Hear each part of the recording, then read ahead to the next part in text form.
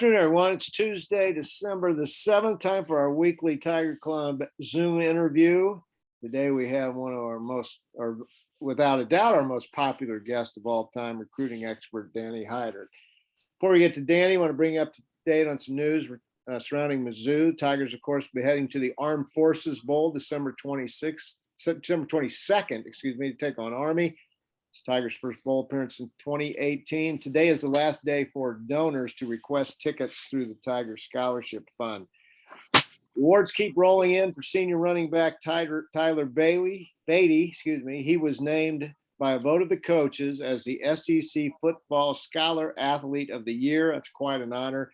In addition to his record-setting performance on the field, Beatty has already graduated with a 3.83 GPA, and he just completed his first semester in graduate school. He's one of 3 finalists for a Doak Walker Award, and that will be announced on Thursday. Again, congratulations to Tyler Beatty. Missouri women's basketball team took number 5 Baylor to the wire on Saturday before losing a close contest, their first loss of the season. Tigers head to Springfield on Friday to take on a tough Missouri State squad. The game can be seen streaming on ESPN+. And the men's team's back in action tonight against Eastern Illinois. Tip-off at 7 p.m. Game will be on the SEC Plus network. If you're interested in the club's tickets and parking pass for men's or women's basketball, just shoot an email to president@kctigerclub.com. Today, we turn our attention to football recruiting. The National Letter of Intent signing date is 1 week from tomorrow, December 15th. You go to kctigerclub.com, you can register for a recruiting reception that will feature Coach Drinkwitz and his staff at Arrowhead Stadium on the night of the 15th. Again, go to kctigerclub.com to register. So it's appropriate. Our guest today is Danny Heitert. Danny was the longtime owner of STC Grid Reports. He's been one of the nation's top recruiting analysts for the last 30 years. He has been by far our most viewed guest since we've done these Zoom calls the last 2 years. Danny, let's jump right in about the Mizzou football recruiting class. Ranked 15th in the nation by rivals and headlined by wide receiver Luther Burden out of East St. Louis. Give us your comments and thoughts on this class. Mark, I'd say a couple of overviews to start with, and then maybe a little snapshot of each person. The overview would be you start with the quarterback, because that guy is where it could all go wrong or right. And that guy is going to touch the ball at least 60 snaps every game minimum. So he has more to do with how it goes for the program than any other single player, even Luther Burden.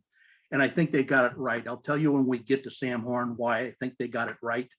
And he's a very significant, different than any player since Chase Daniel coming into that position. I think the second overview thing I would have is I always look, although this class is not complete, I'm certain there'll be some additions. I kind of look at groupings to see if there's one group that has really created some quality depth at a position grouping they already have. And this year, I think it'll be the offensive line group. They'll bring in 4 true freshmen. And I always kind of look for audiences for comparables. And the comparable to this coming in is Barry Odom's group in 2017. They brought in a junior college transfer and 3 true freshmen. And I was right on 3 of the 4. I had the order of sequence a little different. I thought coming in 2017, Hiron White from DeSoto, Texas, he was the one I liked the most. He was tall, rangy, potential to gain mass and muscle. He had quick feet. And sure enough, in his sophomore year, Yasir Durant gets hurt and he goes in the second game. And he holds up very well, starts the 3rd game and does an outstanding job. Then he becomes hurt. He was hurt as a junior, hurt again this year. So he's kind of stalled out a little bit. Then I looked at Yasir Durant when they brought him in from Western Arizona in 2017 with that group. And I thought, okay, pretty good run blocker, but, mass of a guy, 315-ish, but great pass protector. And sure enough, for Missouri, that's what he turns out to be, about a C+ run blocker, but really a good pass protector, played in the NFL for a bit. They brought in Case Cook from Carrollton, Georgia. And I thought, well, He's not that athletic, but he's got some size. He played against great competition. He's ornery. He's competitive. He's got some quickness. And I think that's kind of how it panned out for Case before he got hurt. When he would line up against a really great free technique in that league, he was overmatched and his ceiling had been hit. And then the last guy I didn't get right at all was Larry Borum from Brother Rice in Michigan, Brother Rice High School. And I thought, boy, this guy's big, but his quickness is marginal. Missouri will have to get his quickness maximized and get him to do it every snap for him to exist in this SEC. Well, his first 2 years, that's kind of what it looked like. He was kind of blinded by the speed he was seeing in front of him, kind of paralyzed him. He didn't look quick at all. He was getting beat inside consistently. His third year, Larry starts to come together. He gains some confidence, and he does have limited quickness, but he maximizes it every snap. He got good paths to the ball. In his senior year, when you had to beat Kentucky and Larry Roundtree needed somewhere to go in the third and fourth quarter, they ran behind Borum, and he plays in the league. So this group, I think when we get to talking about him, I think this group reminds me of that group. I think there's three in this group coming in that are not quite Connor Tollison types, who I had high regard for, and is kind of the next center coming down the road for Missouri. And I think they have another one who's a little bit more of a project. Then I would say, Mark, then you start to talk about Bird. You can't talk about the class without talking about Bird, and we'll talk about him, but he's a huge get. He's a difference maker. There's nobody, he's the best punt returner I've ever seen. And in high school football, and some of the ones I've seen, I was on the 30-yard line when the world's fastest human at the time, Ivory Crockett of Webster Groves, who set the world record 3 years after he graduated, 10-1 for the then 100-yard dash, zoomed by me in a punt return. I saw Jeremy Macklin return punts. I've seen nobody return punts like Luther Burden. And then finally, about this class overview, I think it's always important. What Pinkel used to do is he always, if there was what I would call an A or an A- player, a player who could come in and play and compete for reps in the two deep of your depth chart right from the get-go, I called that an A or an A- player. I think Pinkel used to get whenever, and Missouri would put out very few of these guys, really, just a handful, 1 to 6 max, more like 1 to 3. But Pinkel would always get one of them, if not two, and he would often get the very best one. Missouri got the best one. So when we talk about Marcus Graciel from St. Charles High School, the defensive tackle, not close, best player in the state of Missouri. Other rankings have people like Evan Coleman of St. Mary's. They have a defensive end from John Burroughs in there. It's not close. It's Marcus Graciel. So I think they got the best player in the state also. Now, if you want to run through the players real quick, can we take time to do that? Yes, absolutely. Okay, so Horn, here's to me what makes Horn different. And I've watched all his playoff games and watched him throughout the season. When we talk about accuracy is a byproduct of this for quarterbacks. You want your feet below your shoulders, basically. You want in a perfect world, if you're right-handed, you want your lead toe, your left toe pointed just to the left of your target. Depending on the length of the pass and the trajectory, you want a certain stride length with each pass. Now, if you do it the same way every time for each pass, you get that burned into your circuit in muscle memory. It's much like a free throw shooter at the foul line. They do it the same way every time. And so we can get any one of the quarterbacks on the roster to do this from a set platform to throw accurately with repetitions. But that's not the real world. In the real world, the SEC comes at you fast and hard from the edge, from up the gut. And so you don't get to do that.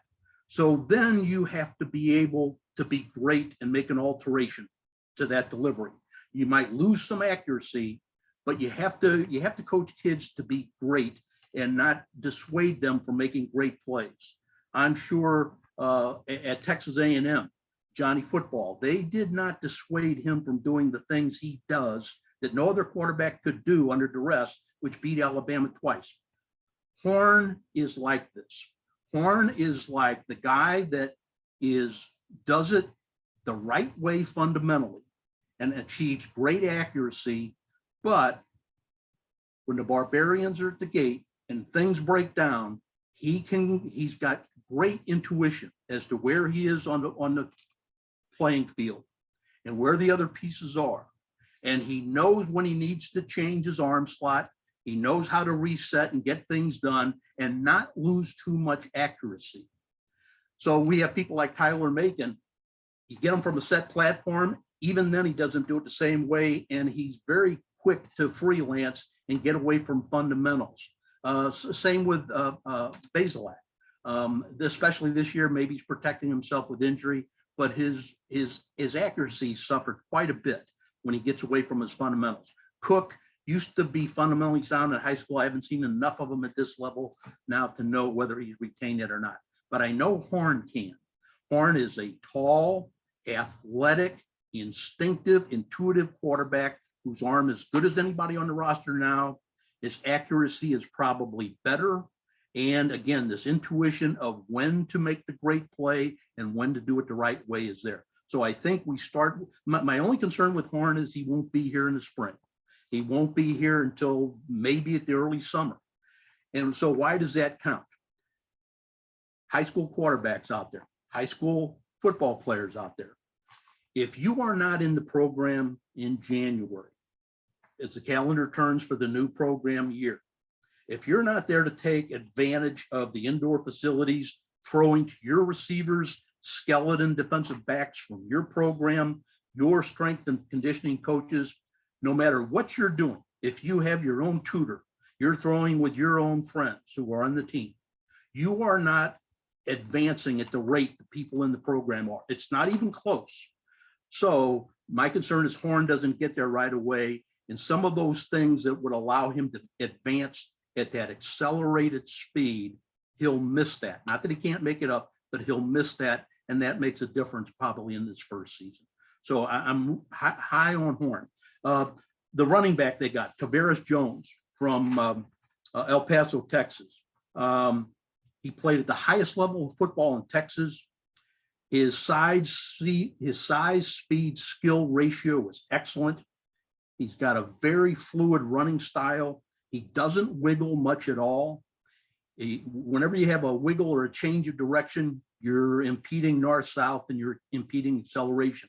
It's not that he doesn't do it, he has to, but he's very judicious. He doesn't waste any motion. And when he does get contacted, when he does get hit, like you're going through the line of scrimmage in the SEC, his contact balance is excellent. That was the outstanding characteristic of Larry Roundtree, contact balance. Jones has that, and to boot, he doesn't start from ground zero in his receiving. He's got very advanced receiving skills for a running back. The only problem I saw with him, and it's a small thing that can be corrected, he's left-handed. He always carries the ball in his left hand. It's a ball security issue. Luther Burden. Luther Burden is a no-flaw athlete that comes in, athleticism plus, great ball skills, nice size, 6'1", 190-ish, 195-ish. But the thing that sets him apart, he's very intuitive like Horn is. He knows where he's at on the field, but his level of competitiveness is really off the charts.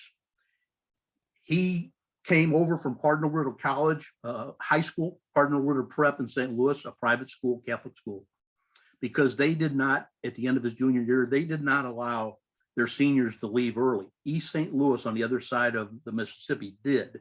He goes over there so he can take this early out and be at Missouri in January.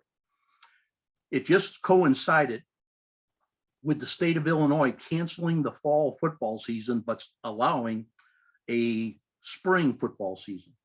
So I went and saw almost all of Luther's games in this spring of this past year, in February, March. Saw almost all of them. And then I went down and I saw Missouri's spring game. And as soon as the spring game was over, I was asked, what do you think about Burden and how he's going to help if he comes? I said, okay, hypothetically, imagine this. Spring games are often organized these days by a set of coaches will draft one player off the team for a spring scrimmage, and another set of coaches on the staff will draft other ones. So they'll go through, somebody gets the quarterback first, the other coach is going to coach the other spring game team, gets the other one. I said, if I were one of the coaches picking, and it was me and Eli picking, and we came to the receiver group, and this is right in March, I said this. I said, if I've got my choice of Chisholm, Tosky Dove, Barrett Bannister, J.J. Hester, Dominic Lovett, Mookie, and Chance Looper, and Luther Burden. And that's our choices. And Eli gets first pick. I have no doubt who he picks. I'm shocked if he leaves me Luther Burden to pick. And that was in March after seeing both. I feel more so about that now. I think he comes in is the best you got right off the bat. So he's a big difference maker. Other receivers they brought in any other year, you'd be talking about Jamarian Wayne from Parkway West, 6'4", 190-ish. You'd be great. You'd be thrilled to have him. So what is Jamarian Wayne? Okay, Missouri fans, remember Jamon Moore a few years back. Imagine Jamon Moore who doesn't drop the ball, who's more consistent catching the ball. That's what you have in Jamarian Wayne. Not only that, he played running back when he was coming up before he went to wide receiver. He's got a running back's mental approach to the game. When he plays on the perimeter, you don't see physical play like this. When he's stalk blocking, when he's running the ball and resisting going down, he's a very physical guy. He happens to be Makai Wingo's cousin, by the way. I saw him the other night, in fact, on a basketball highlight. So you know what kind of player you're getting here, 6'4". And in basketball, he received an outlet pass after a rebound at the foul line extended, his own foul line extended. He took about 5 steps dribbling the ball, came up, and he was about at the other team's foul line extended. When somebody got in front of him to draw a charge, without slowing down a bit, he goes behind his back, he gets himself skinny, he skims that guy so as not to charge, and he goes way up over the limb and drops it off the backboard in. Didn't slam, he wasn't in an angle to do that, could have. So that's the kind of athlete you're talking about, Jamarian Wayne. The other wideout they get is Makai Miller from Blue Valley North. Makai Miller is a nice sized guy, 6'1", 185, but he plays even bigger than that. He's got long arms, he's got an extensive catch range. He's a very tough guy also. He's more quick than fast. His speed is not real sudden, it's more graduated. But I did notice this about Makai, is that right before contact or right before a change of direction, it's almost if he doesn't decelerate, he speeds up. So it kind of gives the impression sometimes that he's not only plays bigger than he is, he plays faster than he is. At tight end, Missouri picked up Max Wisner from Lee Summit. He was their first guy really to commit with Eli for this class. More quick than fast. He's about 6'6", 240. He's more quick than fast, but he does run fluidly. He bends and torques into positions that it's hard for a big guy to get into these kind of distorted positions. You find yourself either catching or blocking. He doesn't struggle to do that. He's a skilled guy. I think the problem on Max and why he probably doesn't help until his second year sometime is explosive strength. 6'6", 240, but not explosively strong. And in more, every year I learn more that this SEC, the inhibitor of a high school kid being able to play in that league immediately, it's explosive strength.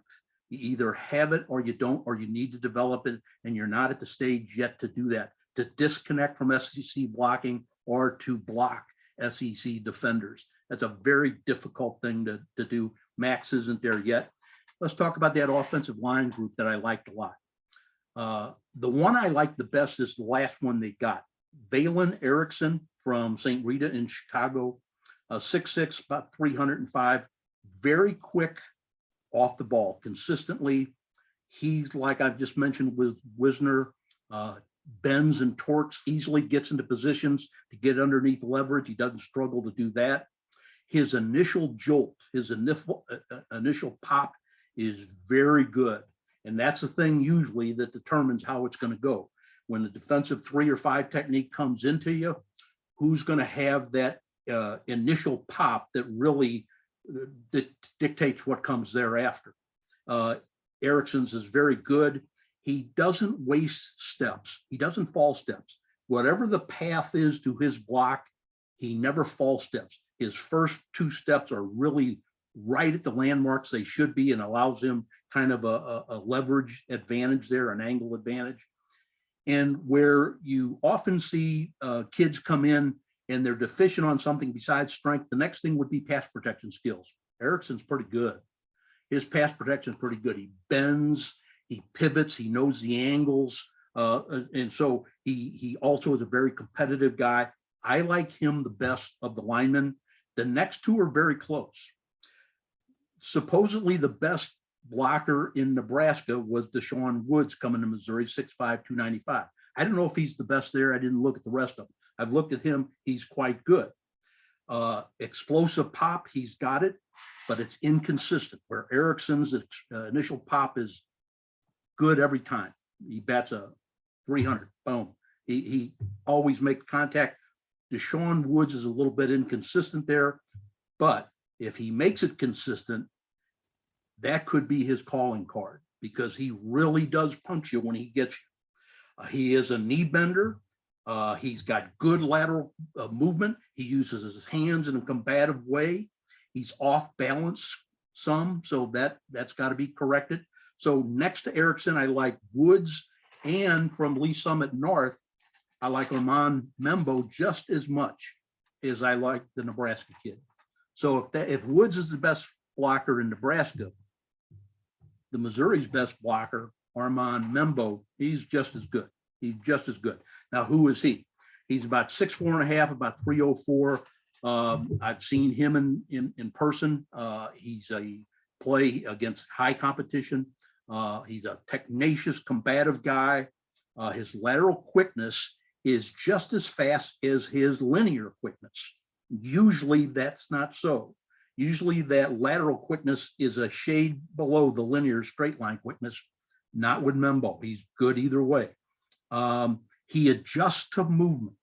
Like some of the problems we have with blockers like Nick Griffin and Javon Foster. Sometimes they will lose quick SEC guys to the inside. Membo is very good at that, at pivoting, correcting, handling guys on the move.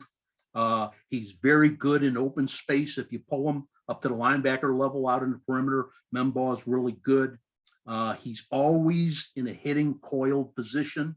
He's never straight-legged and straight up. He's always coiled, ready to strike. And although Membo occasionally lunges when he pass protects, he's generally quite good at it. So those 3 I like a lot. The last one I think is more of a project. It's Tristan Wilson. He's from Lebanon High School. They run the flex bone there. It's not too unlike what Missouri will see in the Armed Services Bowl against Army. They run the true triple option, and the base play in the triple option goes over the outside hip of the guard. That's what Tristan Wilson plays, because they know at 6'5", 300, and the way his initial shot is, that he's going to carve out a bubble in that front every time and give the running back, the fullback, a little bubble to run into every time. But they don't pass a bit. You start with ground zero with Wilson on pass protection, almost never done it. His bend is very limited. So I just see him as a little bit more of a project than the other 3. Now, I said Missouri got the best player in Missouri, Marcus Graciel from St. Charles High School. About him, he's 6'4", 310,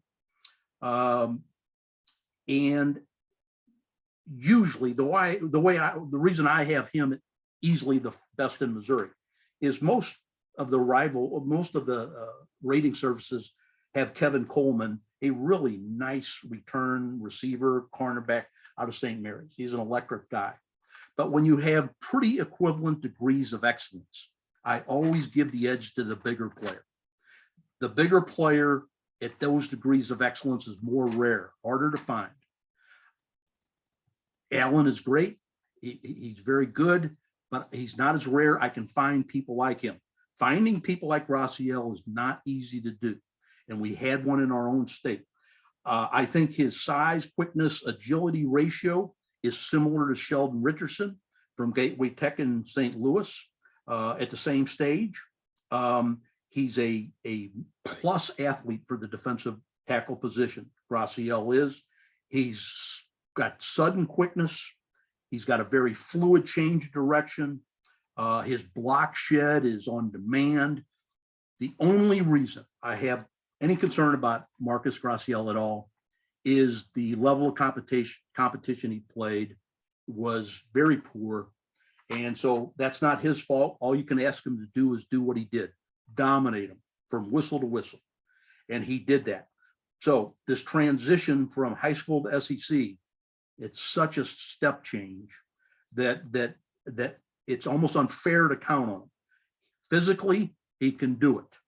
He's got what you need to do it, but it's a tough transition. And so I've seen Graciel play in person. I've seen this next player play in person against quality competition. Jalen Marshall from St. Thomas Aquinas over in Overland Park, 6'5", 275. Architecturally, he's magnificent. He's long arms. He's lean at 275. It's all lean muscle mass. He's got great growth potential. He's fairly quick. His functional strength is okay. It's not great. His hand technique is pretty poor. So I think he's going to take some time to come along. Just a couple more players, and I'll be finished here. Linebacker, where we need it, a lot of help. Xavier Simmons is a recruit from Greensboro, North Carolina, 6'3", 228. In confined space, he's fine.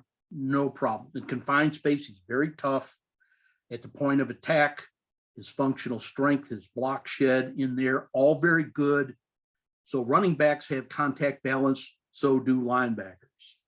So when they get led up by guards or fullbacks at the point of attack or move tight ends, do they stay on their feet or are they on the ground? So Simmons has good contact balance. His speed to me is more gradual than sudden. And by sudden, I know we've had some problems with our linebacking, but if you've looked in the last 3 games, you look at even Aldridge and you look at our other linebacker, Bailey, they have burst, not totally to the sideline, but they're getting inside out pressure and they're showing up there. I haven't seen that in Simmons yet. I don't know that it's not there totally. It's just not obvious that kind of burst is there. So he's an inside guy at this point. Then 2 defensive backs. I like these 2 defensive backs. Isaac Thomas from St. Louis University High School in St. Louis. He's about 6 foot 195. Listen to this for tough luck. His junior year, now he's a safety type, although he's just an athlete, can play all over. His junior year, he was knocked out with COVID. He came back for the very last game of the season, which was in the 6A semifinals. Still weakened, he made double-digit tackles in his only game that year. He comes back for his senior year.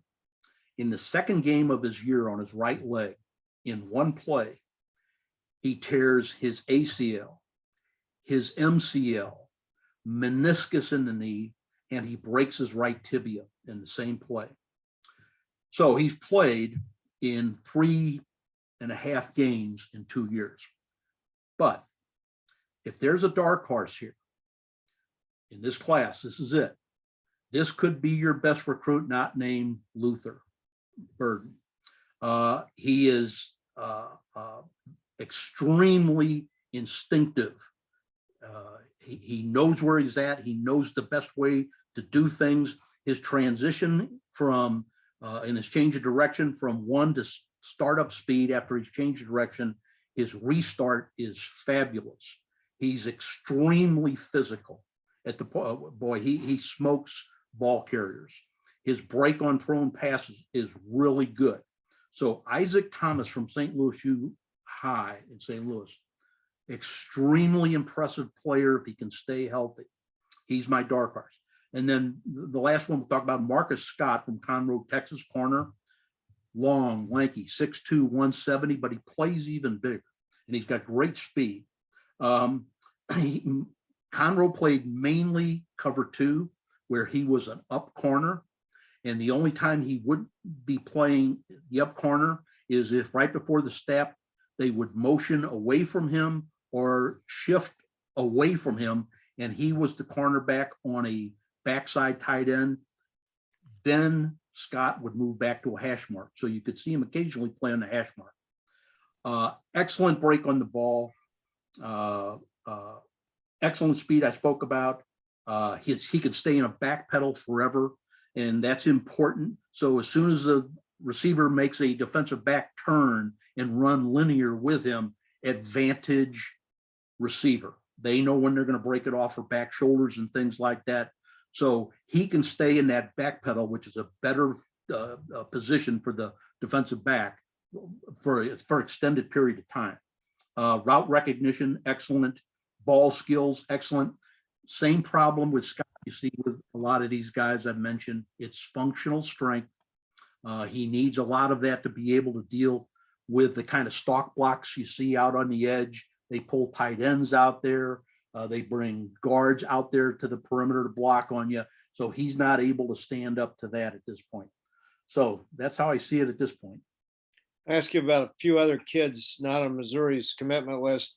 Tyson Ford committed to Notre Dame from John Burroughs. Any chance he'd change after the coaching change there? I don't have any, Mark, I don't have any personal firsthand knowledge of this other than I have talked to some Notre Dame people. And evidently the young defensive coordinator was a really popular choice. And in fact, had they had a democracy there and it was up to whether they would vote for Kelly or this defensive coordinator, Kelly would have been at risk if it were put to a popular vote. So I wouldn't expect that. Kevin Coleman out of St. Mary's, I think he's still undecided. Probably, again, I don't have any firsthand knowledge, but the way he has spoken about Florida State, I think tea leaves might be there. Okay, and then there's a kid out of Boonville that had some legal problems. I'm going to DJ Wesselak. I don't know if I pronounced that right. Is he in Missouri's picture? What's his status? Well, I know more about him as a player than I know what his intent is or Missouri's evaluation of DJ is. But here's what I would love to have DJ Wesselak. The only issue is he's played against competition that really doesn't test him. So what do you have? You have a 6'5" guy with 220-ish, great growth potential, really runs. You mentioned Ford, who's going to the defensive end from John Burroughs, going to Notre Dame. I'm not sure after 2 years, I wouldn't want DJ first over Ford. I think early on, Ford gets to the playing field faster, but Ford is a line of scrimmage, 3-point stance guy. DJ is versatile enough. He can stand up in a 2-point. He can play in a 3-point. He hits, he pursues. He's got a great burst to the ball. He's got growth potential. I would love to have him. It would take some time again, because he's not seeing the kind of competition. And some people take some time to adapt to that. All right, you ready for some questions from our viewers? Yes. Did we see the best Mookie Cooper this past season? No, I saw Mookie a lot when he played for Trinity High School. in St. Louis. In fact, I saw a game where Mookie played for Trinity, and they had a running back, Love, who now gets snaps for Illinois, playing Cardinal Ritter, who had Jamison Williams on one receiver and Luther Burden as a freshman on the other. Wow. And Jamison was the fastest linear guy, but not by that much. Mookie Cooper was used as a running back and a slot back. He was never used out wide, just as kind of Eli has tried to use him. Missouri, you don't have to trust me, but I'm telling you what I saw, and I know what I saw, and I know what I believe. And I believe he's an electric fast guy. When he's healthy, he's got a great change of direction. It didn't work out for him this year. A lot of people kind of did route and running path diagnostics right away, and they saw very early what it was up to play was, and so they bracketed him and tackled him, and so he's more of a make you miss guy than he is a tackle breaker. He's more of a real quick burst, create separation guy than he is multiple moves and things like that. So there's an adjustment period, but Ohio State doesn't get too many things wrong. And so when they recruited Mookie Cooper, they weren't one of many. They were in there with Auburn. They were in there with LSU at the time. So the vast amount of the evidence is, Missouri fans, you haven't seen Mookie Cooper yet. Any concern we'll lose any of these guys to other schools at the last minute? Talk is that Membo is being heavily pursued by Iowa. Also, any chance Sam Horn would sign a baseball contract? Again, here's what I don't know. I always am real upfront with what I don't know. And I don't know the answers to any of those, but the Iowa thing would be interesting because Kurt Ferentz got his doctorate in offensive line development. And that's knowledge that's common out there about him and that program. So that's not nothing. Horn signing a baseball contract. If he's a human being and has a heartbeat and somebody opens up the booklet and the certified check in there as a certain figure on there, I would say perhaps that happens. Okay. With this infusion of talent, should we expect to see more of Drinkwitz's playbook? And does this class fill the holes in the roster? Well, on the playbook, I looked at his Appalachian stuff and North Carolina State stuff, and I knew he got a lot of, I won't say criticism, but questioning that Missouri is a horizontal offense. And I get they're saying that, but those plays were an investment in Tyler Beatty. If you don't get second level defenders, linebackers, strong safeties, things like that, if you don't get them at the very least frozen in place the second, or at least stepping laterally, or if they are able to come downhill right from the snap on Tyler Beatty, he doesn't get a chance to beat Tyler Beatty. So those plays, those horizontals, those kind of create, you see sometimes linemen take bigger splits, guards from centers, tackles from guards. Those are, you have to defend those gaps, but those are to create natural running lanes and maybe make defensive ends further out from the quarterback. So there's a couple of things you can do to help standout tailbacks like that. And one of them is to keep people thinking horizontally. Even if you're making 2 or 3 yards, you've invested in Tyler Beatty being able to get vertical on you. And so to me, it's one of the things, if I'm in a position where I've got this set of receivers, sometime early in each half, I'm going to invest in a vertical streak just to get them off my back and to back up. I want them to fear the vertical gods, even if the chances of completion are small. That's an investment in creating underneath space. So Toski, Dove, and Barrett Bannister can kind of lurk about there and do pivots and double moves and catch the ball and move the sticks. So I think we haven't seen the answer to that question from the group. I don't think we've seen it all, but I think what you've seen is the intent to challenge them at every horizontal and vertical landmark and make them defend it. Not just line people up out there and never throw the ball to them. Line people up and make them defend it, and that can accrue benefits to other parts of the offense that really he sees as a strength. Casey Woods, a recruiting coordinator, has just left for Southern Methodist. What effect does that have, and what role does a recruiting coordinator play at a school like Mizzou? Well, Casey, I don't know Casey, but I know people's opinions of him, and I know what he's done in his career down at UAB and in his startup down there of the program, and his experience in the SEC. He's a big loss. Now, it creates another opportunity for somebody else. That's the glass half full. But to act like you can't have it both ways. You can't revise history. If we thought he was really, really good, he was, and we bragged about that. And Horskamp, the tight end from Washington, comes to Missouri last year basically based on Casey. And the Lee Summit tight end comes this year, a lot having to do with Casey. Well, you can't have it both ways. He can't be great while he's here, and when he leaves, there's no effect. So there is an effect there. Now, as far as the duties of the way Missouri organizes is very similar. It's the same kind of vertical modular design to recruiting. You see it at most of the big schools now. And you have almost now a person in charge of transfer porthole personnel.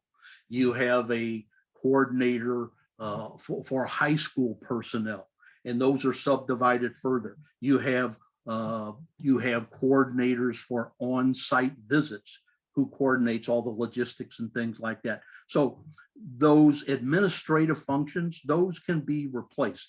It's when Casey looks you in the eye as a recruit from Kansas City, and he was the primary recruiter in Kansas City. And how do you replace that trust that he had accrued with high school coaches and players? How do you replace that?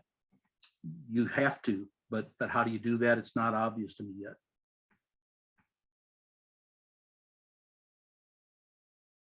Sorry, I was muted there. Do you have a feel for how deep the junior class is in the state of Missouri, the class of 2023? I think it's better than this year. Let me throw you out some names. I think the best two players are from Kansas City.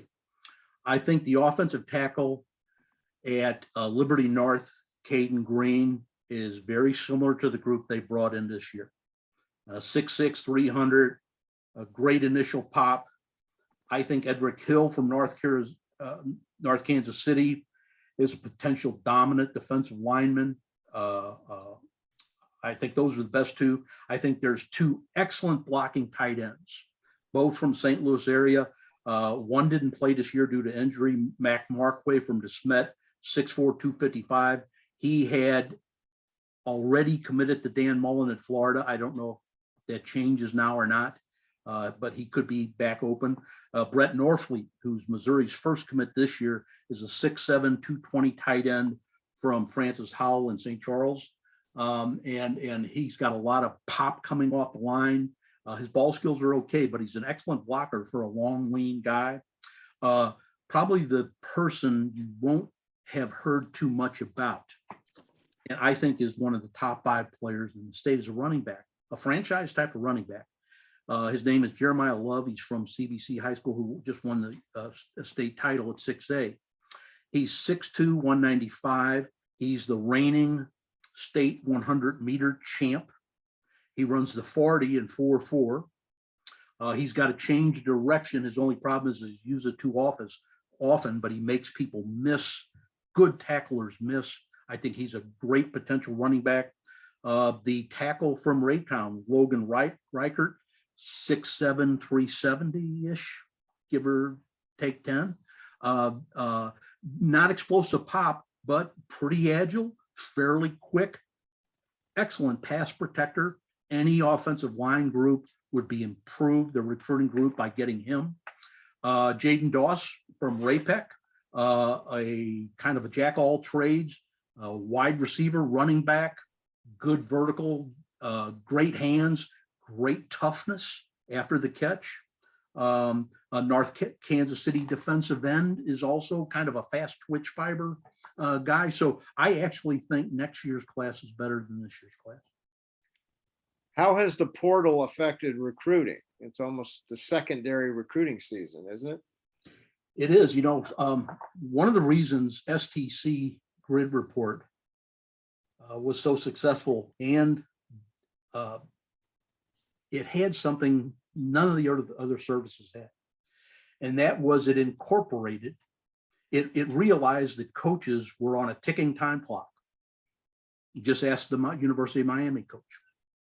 You can win 7 games more than you lose in 3 years, next to Clemson, be the best kind of team over a 3-year period in the ACC and be fired. So realizing that, what I always put into my reports was my best guess of how long would it take a player coming out of the senior class. And I built in this assumption: how long would it take for them to get meaningful reps in the 2 deep of a Power 5 school? And I always built in these assumptions and told the coaches, here's the assumptions, although it's a little bit different in 2021, that the player would not be there at semester. They would graduate with their high school class. So they would not have the benefit of your strength and conditioning program in January, February. They wouldn't have spring practice in March and April. They wouldn't be around your other receivers, quarterbacks, linemen for kind of internal drills that players would run themselves. But they would be there in August. If they would be there in August and be available for all those type of things, repetitions, build up going into August practice, based on that time scale, how long would it take a player coming out of high school to be able to position to compete in the 2 deep of Power 5? And it was usually based on could they do it right away? Could they do it in 18 months? Could they do it in 24 months? And I was usually right, by the way, on those. That's why they renewed me all the time. So the porthole, long answer to that question, Mark. The porthole kind of addresses this also. They really, for security and competitiveness, can't wait. You can't wait. I'm going to go to, would I rather go to war with a team that is just busting out with oozing great athletes that are true freshmen and sophomores, but I have to play this experienced, not as athletic team, but they just had an infusion of good transfers from the porthole also in that singular game? I know I'd rather have the second group. Now, if I feel confident, secure in my stay there, I'll take that first one and play the long game. So it's extremely important. It can remake your roster. Missouri has had some successes. They've had some failures on those, but the correct evaluation of transfer personnel, people in the portal, is more important than junior college evaluation, because in junior college evaluation, more often than not, these were people for academics or something that went to junior college. These are people that don't have experience at the Power 5 level. And so your transfers do have that experience. So to me, that's a easier transition into my program if they come from the portal. So long answer to the question, but it's not how you do it, but you must do it, and you must do it well. Danny, I got a couple more questions. Are you okay on time? Yes, sir. Okay. How has the pandemic affected evaluation and recruiting of high school players? It's not as bad now. It's not great yet, depending on kind of, especially when you get into the urban communities. I mean, any of the counties of major metropolitan areas, you often see school districts that are much more safeguarded, and access to practices and things like that is more guarded, more hoops to go through than you might find in rural areas. But that is a light year better than it was in 2019 when I stopped STC from doing the work. It was just impossible to do the work then. So the fact that Eli came in with his group and electronically did what they did, he ought to, do a manual article on that or publish something on that, because they did a splendid job of electronically getting confidence built up the way they did. And hopefully we don't kind of have to redo that again. But answer to the question, it still makes it harder, but manageable. It was unmanageable 18 months ago. All but two of your top Missouri players are from St. Louis or Kansas City areas. Is there not much talent outstate? I would say, Nixa has a player starting at Iowa State at tight end. Since Jefferson City as a program is diminished, and Blair Oaks has kind of taken away from them, and in some of the central Columbia, Hickman has not really produced a lot of players lately in the last 4. I'm not arguing with the premise, in other words. The premise might be right. Since A.J. O'Fodley left Columbia and went over to Festus, Missouri, where he's just developed a Division I recruit going to Baylor, a tight end. Imagine that, a tight end developing a tight end. So I'm not sure I know the answer exactly. At the smaller levels, you still see, I've got remarkable respect for the work those coaches do in developing teams like at Lamar, who have great success with big city teams by the way they do it. Webb City is still a difficult matchup running the Houston Beer from 1976 BC. That nobody sees it anymore. So they recruit their hallways, they get all the kids out, and in some cases even enough kids to play 2 platoon football. And then your bigger cities come in with better athletes, possibly in spots, but not the team development, not the cohesion. And so I don't argue with that premise at all. And you can tell I'm kind of struggling as to exactly the reason why. All right, your last question is a big one. It's unrelated to football. One of our viewers is a trumpet player and wants to know about the trumpets behind you. That is my shrine to 2 men. It is my shrine to South African flugelhorn player Hugh Masekela and 50s, 60s jazz guy Lee Morgan. So your trumpet player knows Lee Morgan. He knows Hugh Masekela. That's my shrine to those 2 cats. You truly are a Renaissance man, sir. Hey, thank you for your time. You are the best. We really appreciate it. And I understand you're talking to the St. Louis club in person next week. Is that right? Yeah, they're a little bit more rambunctious. They're willing to let their guards down, and we'll try to test Mother Nature there. All right. Well, we hope maybe we'll be meeting again in person after the first year, and we hope maybe next year we can get you in person. But thank you for your time. You just do a tremendous job, and again, you've been our most widely viewed guest since we've been doing these Zoom calls, and we really appreciate your time. Well, I'm not going to push back against the collective wisdom of the Kansas area.